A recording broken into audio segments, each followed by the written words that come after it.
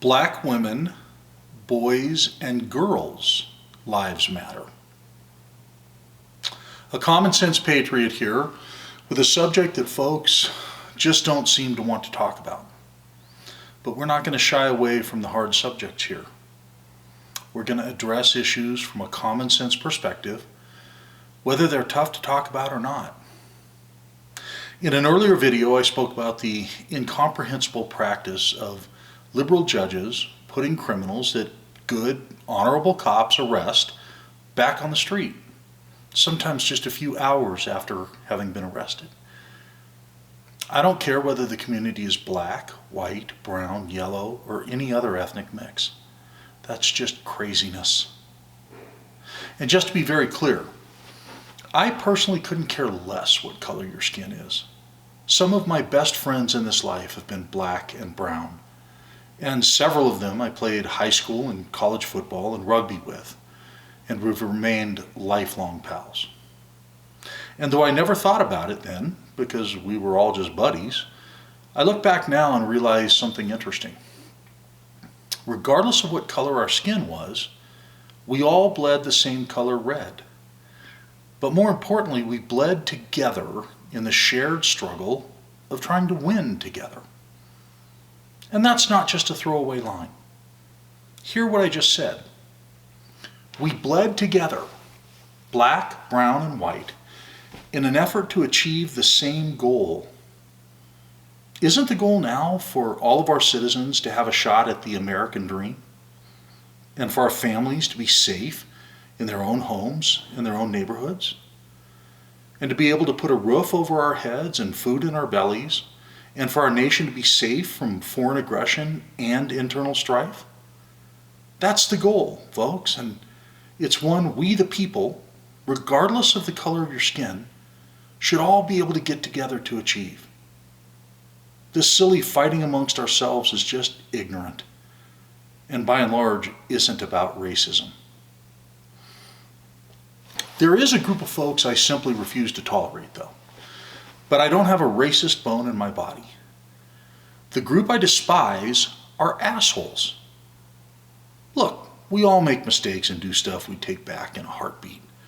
Myself maybe more than most.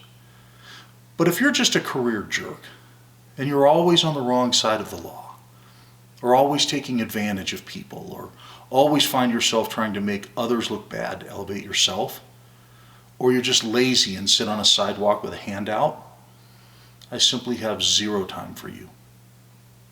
And don't go running down the rabbit trail that I have no compassion for folks with mental or physical issues that can't fend for themselves and are on the street. Mental or physical illness is a different story. And as an advanced society, we must take care of those folks. But if you're just lazy, and one of the people that have figured out that you can game our under-monitored system and take advantage of the compassion of regular folks and take from we the people without giving back, then you're an asshole. If an unwillingness to tolerate assholes makes me a racist, then I guess the race I won't tolerate is assholians. And in a moment, we're going to address the issue of a group of serious assholians that are causing our country great trouble.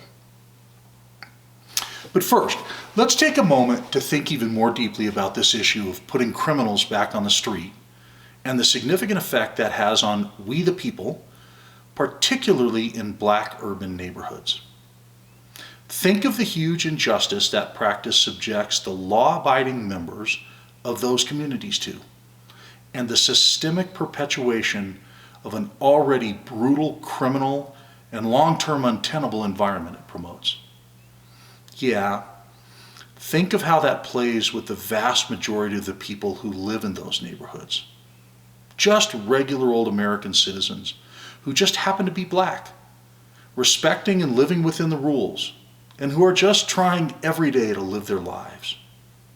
I'm talking about the good folks, which the vast, vast majority of black Americans are, that the law is supposed to protect, but who suffer the most because our injustice system often protects crooks before it protects law-abiding citizens. No, that wasn't a speaking error. I meant to say injustice system, because that's what it has become. Bad guys shouldn't be allowed to infect the streets of those black neighborhoods, but as quickly as they can be arrested, liberal judges put them back into these communities to sell drugs to their kids and suck them into the gangs and violence and criminal indoctrination that brings with it. That, folks, is not just. How can our injustice system rationalize putting lower income black folks, some of our most vulnerable communities and citizens, at risk like that? How can poor black communities be left defenseless against the worst types of criminals and thugs, most of whom prey on the young and the naive? It's unconscionable that we, the people, have allowed our injustice system to become so rotten and to fail these valuable but at risk American citizens. But folks, as bad of a problem as that is, and as much of a breakdown of how our founders laid it out for us a quarter of a millennia ago as that is, and as absolutely paramount it is that we the people demand that be rectified, it is actually just a symptom of a more insidious root cause. A root cause, my friends, that is cultural, and a huge part of the reason these communities are not thriving. Against the backdrop of this BLM movement, that's all the rage these days, I'd submit that there is a much more specific issue that matters a great deal more within that general statement that Black lives matter. I'd suggest that black women and black boys and black girls' lives matter infinitely more than the life of that lifelong criminal assholean George Floyd, or any black man for that matter, that chooses to be an irresponsible criminal scumbag. Now don't get me wrong, as I've stated before, George Floyd was murdered by Derek Chauvin. Shouldn't have been, and Chauvin should hang. It should have never happened though, because Floyd's life of serial crime should have had him behind bars for life, as he had way more than 3 strikes against him. So let's take a look at our good, hardworking, precious pearl, the black mom who loves her babies and wants the best for them. A true treasure indeed. So ask yourself this: how does a good black mom protect her kids and raise them to be good citizens when we the people allow our injustice system to fail her all day, every day? She starts behind the 8 ball most of the time for the following specific reason. Over 70% of that culture's kids are being raised with no dad in the mix. No dad to teach the boys in particular to be men. No dad to teach their daughters what kind of behavior they should expect from men by watching the way their father respectfully treats their mother. No offense to all you incredible moms out there of every race, who are in general way tougher than most men. There's a reason God gave you the special task of pregnancy, childbirth, infant care, and just the exalted title of mom, and the incredible responsibility of motherhood. Us men just aren't tough enough to do that. Most of us would just shoot ourselves after about week 3 with an infant. We just couldn't do what moms do. But conversely, even though y'all have the magical ability to do just about everything else, including putting up with us guys, there's something God did not task you with. Moms just cannot fully teach a boy to be a man. God did not in general give you that ability, or quite frankly, that responsibility. Only a real man can teach a boy to be a real man. That is not to mean that there aren't cases of good, solid men being the result of single mother homes. But in general, the lack of dad being at home, regardless of race, creates a mentoring void that boys and girls need to develop a well-rounded perspective. If men in general hung in better, and black men in particular wouldn't make babies and then bail over 70% of the time, much of the problem we have in our inner cities would disappear in a few generations. Imagine the changes we'd see in those communities if the statistic was reversed and over 70% of those kids grew up with both mom and dad at home, parenting them and mentoring them and nurturing them and loving them. Imagine, my phone's ringing. Sorry. Imagine if the example for those kids each day was seeing dad working hard to support his family, and mom playing the role of mom, and not trying to be the sole breadwinner, and the sole parent, and the sole disciplinarian, and the sole mentor at the same time. Imagine if the majority of black boys grew up with dad at home teaching them the ropes, instead of taking their cues from whichever asshole is banging mom this month. Imagine if little black girls grew up expecting to be respected by men, because that's the example they saw their dad display to their mom, instead of assuming their role was to be a sperm receptacle for some worthless thug to deposit a baby in, and then bail out and do the same thing to the next girl.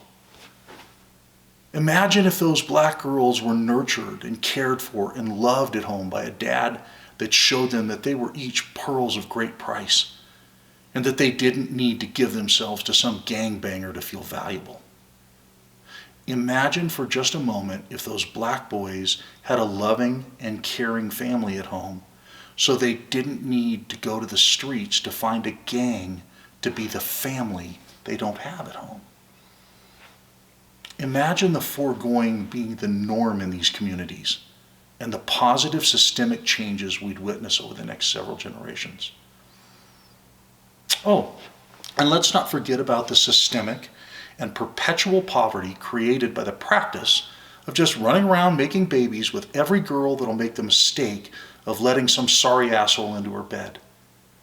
It leaves those young women in dire straits and often sentences them to a life of existing on the welfare rolls. So people who are responsible and get their fannies out of bed each day and go to work and pay taxes can pay for the babies irresponsibly made. Kids cost money to raise, lots of it. And by the way, as over 75% of the US population is white by race, that means that most of the tax dollars for the welfare those black fatherless babies receive comes from the labor of white folks. But it's Whitey that's the problem, right? Whitey, who pays the lion's share of the bill for these poor fatherless black kids to have food and clothes and a place to stay, who would much prefer to have their tax dollars spent on something other than welfare, is the problem. Some poor black gal with 6 kids by 4 different sperm donors, none of which are around to help with any of the bills, and who lives perpetually on the US taxpayer dime, isn't the problem. It's Whitey keeping the black man down. That's the problem. Once again, that's bullshit. If you want to look at a specific microcosm of this issue, do a Google search on black professional athletes that have fathered a bunch of babies with a bunch of different women, none of whom they're married to or living with. Check, for example, Benny Blades, Marshall Falk, Ray Lewis, Charles Rogers, Sean Kemp, Kenny Anderson, etc., etc. Now look, that doesn't mean that all black men are assholeians. They're not by a long shot. The problem part of the black male population is relatively small, but the problem they create is huge. Also, that doesn't mean that white guys don't pull the same crap, or that there are never white women who fall into the same trap. But the percentages are way out of control in the black community. And I'll show you some statistics in a moment to validate that. I'm going to cut this here so it's not too long and do black women, boys and girls lives matter in 2 different installments. I'll post them both now, so if you're interested in the whole presentation, it's available for you. Yeah, I'm a common sense patriot, and Godspeed.